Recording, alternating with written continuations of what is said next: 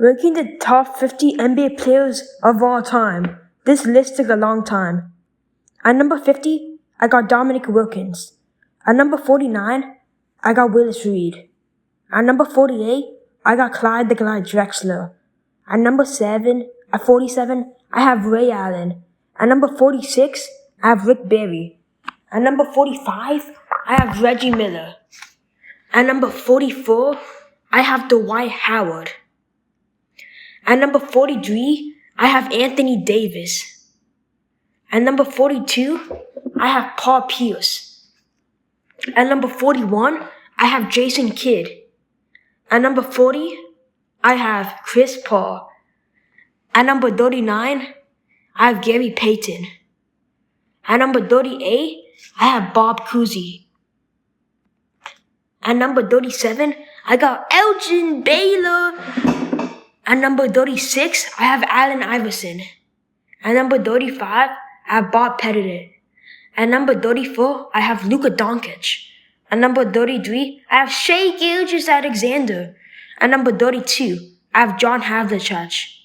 At number 31, I have John Stockton. At number 30, I have Oscar Robertson. At number 29, I have James Harden. At number 28, I got Steve Nash. At number 27, I have the Admiral David Robinson. At number 26, I have Kawhi Leonard. At number 25, I have Scottie Pippen. At number 24, I have Karl Malone. At number 23, I have Charles Barkley. At number 22, I have Moses Malone. At number 21, I have Isiah Thomas. At number 20, I have Jerry West. At number 19, I have Dirk Nowitzki. At number 18, I have Kevin Garnett. At number 17, I have Julius Erving, Dr. J. Number 16, I have Dwyane Wade. At number 15, I have Giannis Antetokounmpo. At number 14, I got Wilt Chamberlain. At number 13, I have Nikola Jokić, top 5 peak of all time. Number 12, I have Kevin Durant. At number 11, I have Kareem Abdul-Jabbar. Okay, so now we're doing our top 10. This took a long time to think about. But at number 10, I have Bill Russell. I know he has 11 rings, probably the greatest winner in sports history, but he had a bunch of Hall of Fame teammates, like Bob Cousy, Sam Jones, and he also played in the weakest era when there was only 8 NBA teams. It's hard to respect that. At number 9, I have Kobe Bryant. Some people say that's too low, but his finals performances aren't as good as the people above him. In no disrespect, he kinda got carried by Shaq in those 3 finals. At number 8, I have Hakeem Olajuwon. He won the hardest NBA championship ever in 95.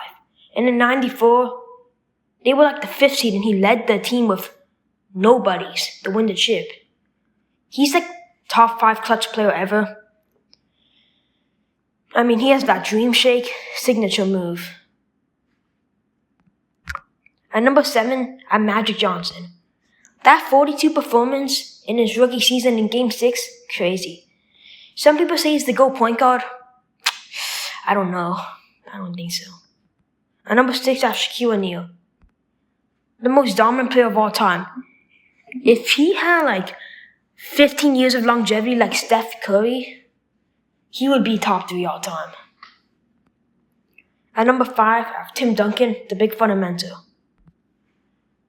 20 years in the NBA, relevant in all the years, all NBA third team in his second to last season, 5 championships. There's nothing to hate. Go power forward. You name it, this league. At number 4, I have Larry Bird / Stephen Curry. I don't know who's better. I've been debating for a while. At number 3, Stephen Curry / Larry Bird. Steph Curry has had better longevity, but Larry's peak was crazy. 3 straight MVPs, revolutionized the 80s, dominated the 80s. And he won a championship without a top 75 player. If you give him KD, they're going to be dominant also. I'd probably still put Steph at 3 and Larry at 4, but it's debatable. At number 2, I have LeBron James. Number 1, I have Michael Jeffrey Jordan.